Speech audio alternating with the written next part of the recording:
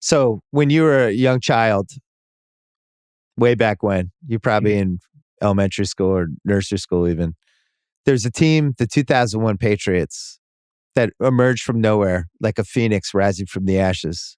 Mhm. Drew Bledsoe gets hurt. Young whippersnapper, by the way, Tom Brady comes in, turn the season around. We somehow win the division, have a home game against the Raiders. Snow game, bad weather. Yeah, I'm I'm familiar with this. Last game in the old stadium. Terrible weather, weird, wonky. End up pulling it out. Brady has this great moment, and it becomes the snow game for the Pats fans. Everyone else calls it the tuck roll game. We call it the snow game. 20 years later, another first year QB. Terrible weather. It's going to be 2 degrees. It's going to be freezing in Buffalo. And I don't know if the Pats beat the Raiders in 2002 with a normal weather game. I do think they needed some sort of element because the Raiders were great that year, and they ended up making the Super Bowl the next year. I feel the same way about this Buffalo game. I think Buffalo's probably better than the Pats. I think the Pats have had multiple times to prove to us that they're a good team. And they're an okay team, but they can't get stops. I covered this on Sunday's pod with Sal over and over again. These moments, these drives, it's like one stop and we got this, one pick and they just can't get it. And as you and Sharp talked about on Wednesday, like when Jones has to move the ball and make plays, it's tough. Like they're not an explosive team. They don't get big plays. But now it's 2 degrees. It's freezing cold. Josh Allen's passes are going to feel like rocks. Special teams, throw it out. Nobody's going to be able to make a field goal for more than 45 yards. The punts are going to go 30 yards. Every hit hurts. The game goes on. It gets colder and colder and rougher and rougher. I do think they have a chance because of the weather. Is that just me talking myself into this because I'm a Pats fan? No, I think that with every degree that the temperature drops, between now and kickoff, or now in the forecast, whatever, that gives the Patriots another fighting shot, gives them another chance. I have no interest in calling a Sean McDermott coach Bill's team soft because they aren't, but they aren't an inherently big or physical team, right? When they go to run the football, right, it's they're behind their 5 offensive linemen. They're giving the ball to Devin Singletary, who's not really like a hitter. And they're just trying to work in space, right? They're trying to find room. They're going to get Josh Allen running it a little bit, and certainly Allen's a really big guy. He's not fun to tackle, but quarterbacks don't finish runs. You know what I mean? You don't Yeah. really see that. And sure, it'd be cool to watch Josh Allen try to punish a safety and everything, but he's not going to be coached to do that because he's the quarterback, and we're not going to be risking him like that. So this is not a team that is a physical, punishing team on the offensive side of the ball. Defense side of the ball, they're a pretty small defensive line. They're a tough defensive line, and they're quick and they penetrate. And Tremaine Edmonds is a big guy, and Matt Milano's very physical. But in general, it's just not a physical ball team going up against the Patriots, who are just huge, just slobber knockers of a team right now. And that's why Bill Belichick built him that way. Is because if you're going to zig, Bill's going to zag. If you're going to go light and you're going to go spread, and it's going to be all this nickel personnel, and it's going to be all these spread to pass teams, Bill's going to put fullbacks and linebackers on the field, and he's going to hit you in the teeth. And he's going to test the metal of your team. And when it gets colder, that matters more. When it gets freezing, when it gets sub-zero, that matters more. Those hits accumulate quicker. It becomes less and less fun to get back out on the football field, third quarter, fourth quarter. So if the Patriots can keep this thing close, they get 2 huge advantages. They get one, Mac doesn't have to throw them back into the game, which is just not where they want to be as a team. 2, they continue to get possessions. And they continue to put physical plays on the field, right? If this is close, you can continue to run it, and you can continue to accumulate hits through the second quarter, through the third quarter, and then hopefully in the fourth quarter, Buffalo's going to want to play football anymore. And that's where you're going to have to win this game. The best thing as a Pats fan when I think about this game is Allen was absolutely incredible the second time they played. It was like one of the best quarterback performances we've had, and we have stats that can prove it, right? He was 300 plus, ran for 50 yards. Like it's said, like Steve Young was the career leader with a game like that, and he did it like 7 times or 8 times. I think Allen's second. It's tougher to do that in 0 degrees. Especially you're the QB. Every hit hurts. And when you can't feel your toes, because apparently that's the thing. So that's a big revolution from you that he has poor circulation.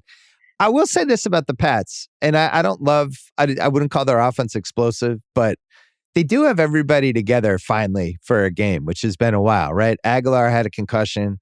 Stevenson had a concussion earlier. Harris was hurt earlier. The Henry Jonnu Smith thing, I don't know how many games they've played together, but it's probably been half the season. So now everybody's back. and whatever the potential of this weird offense is that always seems to take a while to get going. And weirdly, it always seems like when they spread the field for Mac, he actually makes good decisions. But for some reason, his first quarters have been bad all year. Mhm. I like this weather for them. I think this is the kind of, it's weird, but it's like, yeah, we have a 2-degree weather offense, but I kind of feel like they do. They can pound. They have multiple running backs. And if this is like a 16-13, 14-10, 20-19 type game, I think that really suits them. I wouldn't have wanted to play the Bucks or the Bills in a dome or 50-degree weather or whatever, but I think this is better for them. Anyway, I predicted this on Sunday. I was going to talk myself into the Pats, and I think I've done it. Listen, I'm talking myself into the Eagles as we live and breathe. All right, that's what you do when your team's playing a wild card weekend. Is you start positive they're going to lose, and by kickoff, you're positive they're going to win. Okay, Bills Patriots. We have the number 2 DVOA team against the number 4 DVOA team. We have 2 teams that have played twice already. We have Buffalo, the favorite, who's played the easiest schedule in the league. We have a Pats team that has not proven they can win a normal game against a really good team. The question, Peter Schrager, is this a normal game? I'm going to say it's not.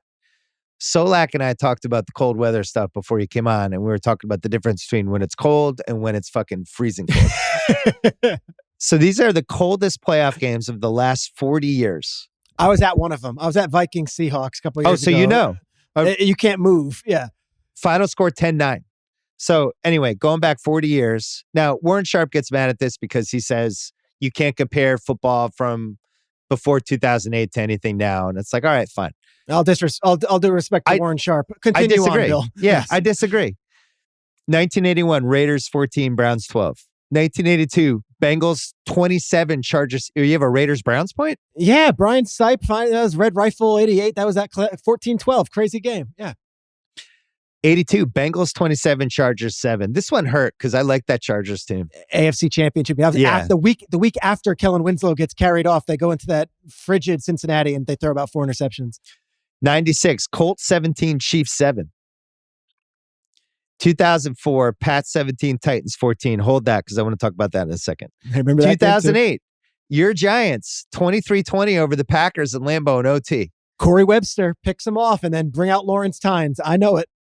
That's the only time we've gone over 35 points with any of these games. And then finally, 2016, Seahawks 10, Vikings 9, remembered as the Blair Walsh game. Blair Walsh. The recurring theme, and Pats Titans is a really fun one. Obviously, I lived that one. That was my team. It was the scariest game of that whole season. Saturday night game. Which is funny because we beat the Panthers in a game that they tied with 2 minutes left. And the Titans to me was still scarier.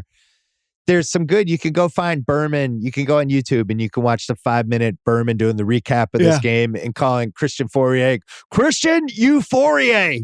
Brady to Christian Fourier. There's points early and then the game dies. It's like 14-7 early in the second quarter. It's so fucking cold. The crowd's dead. And I remember there was a point in that game where I started to get really worried because there's no noise. Everyone is so bundled up. And you must have seen this when you went to the 2016 game. Yeah. Everyone's wearing thick jackets. They're wearing mittens. They're wearing the hats with the shit, with the cover over their face. No. So it's like playing a game in this sound vacuum. So you have that. It's also fucking freezing. And once you're out there 2 hours, even if you're the sideline reporter, you're numb. You're dying. So now you have Josh Allen throwing 110 mile an hour passes on 3rd and 3, and maybe you're not catching those when it's 10 o'clock at night and it's -1 and there's a wind chill. And I just think this is going to be a low scoring, ugly game because that's the history of this. Pats Titans came down to his 4th and 3 with like 5 minutes left, and we were on like their 40. And Belichick went for it. Did he? I don't even know this play. Go on. I love this. And it was like, why aren't we punting? They just pin him down, and it's like, oh my God, we're going for it on 4th and 3. Brady gets it. Yeah. Sets up this Vinatieri. I think it was a 46-yarder. In my mind, I know this is crazy. I think it's the greatest kick he ever made. He knocks it in. Because the football's a rock. You can see when he kicks it, it actually just starts descending like it's like a dead bird that just got shot and barely makes it over. We go up 3. They come back down. They get a big play to Bennett to keep the drive alive. Drew Bennett, McNair and Bennett. Drew Bennett. Oh, were they good? Drew Bennett was killing us. Drew Bennett, 4th down. 83. So good. 4th down and long, chucks it down to Bennett. Bennett jumps up, somehow pushes off, gets open, hits his hands and falls off. And if it's not 0 degrees, he catches it. My point is, I think it's really hard to score and move the ball and just play well when it gets this cold. So your take? My take is I agree 100% that it will be a low-scoring game. I don't think this is 41-0. I certainly don't think this is a shootout by any means. My take is that Buffalo is as equipped for this as New England is, and Josh Allen might be far more equipped for this than McCorkle Jones. That's my take. I think it's a fair take. It's one of those games, if you take the Pats and they're down 10-0 in the first half, you're almost right. You're done. Which they've been in that scenario a bunch of times. Against the Colts, against the Cowboys, and they can't come back. Now, on the flip side, so Josh has this amazing game the second time they play, like one of the best games in a while. Can you have a game like that when the weather is like this? Do you want to take those hits? Do you want to rush the ball 12 times when it's 0 degrees outside and the field is an ice skating rink, basically, with the surface, and every hit just hurts? Do you want him running the ball like that? I don't think you do. You're not with me? You're not playing for anything but today, though. Like, that's the way I see it. Like, McDermott's not thinking about, well, if Josh gets hurt this game, what are we going to do next? I think this is their Super Bowl in a lot of ways, in that the Patriots have owned this division. Belichick has owned McDermott. And in this building, the 3-pass attempt game. And I would point to, and look, I say it because it's Buffalo's running game, and I know we roll our eyes, but the last few weeks, Devin Singletary's got it going on, and I know it's not something you're scared of. You don't lose sleep of it. Devin Singletary is not going to go in and rush for 200 yards, but their running game has improved since the second half of that Buccaneers game, and that's been the untold story, that all of a sudden they found the run game, and Daboll has been adaptable and said, we need a run game to win these games. I don't think they're the same team that was playing at home on Monday night in Week 13. I think they've changed.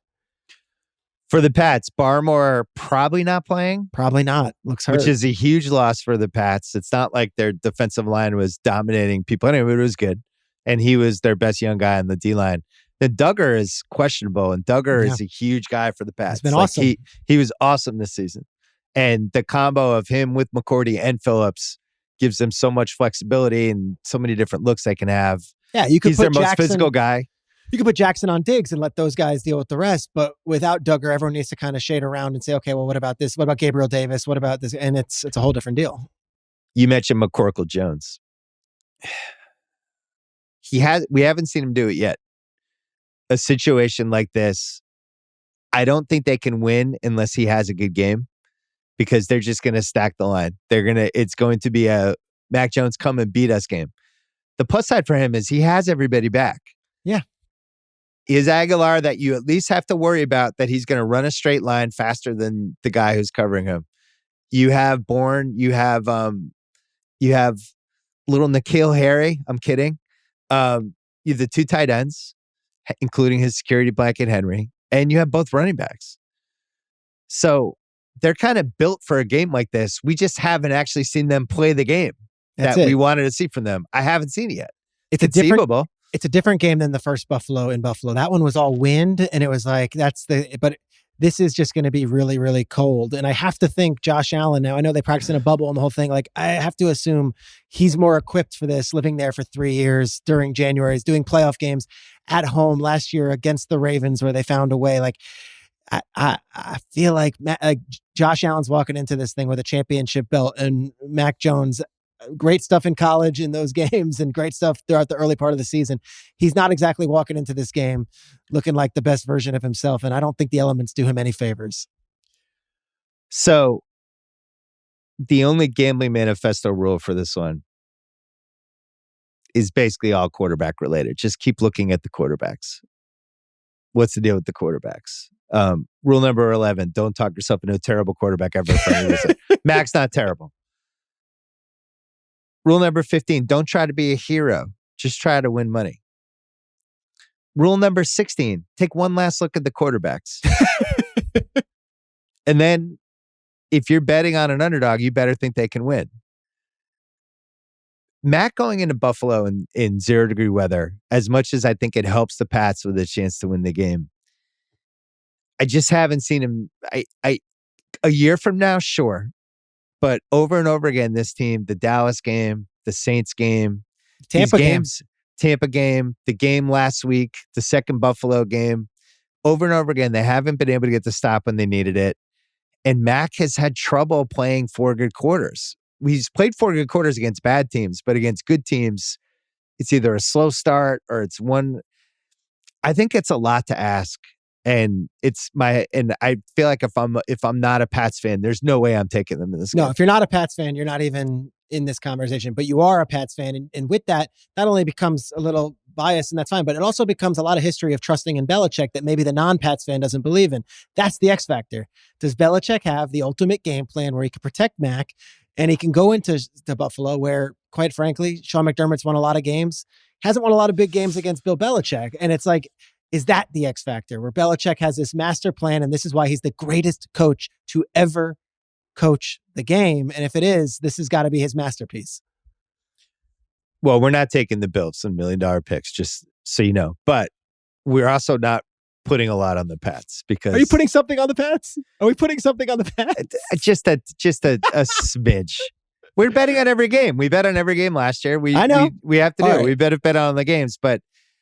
Listen, if we took Bills -4 and the Pats came out with the double-barreled running thing and they're up 10-0, I'd be so mad. I can't risk it. I respect that.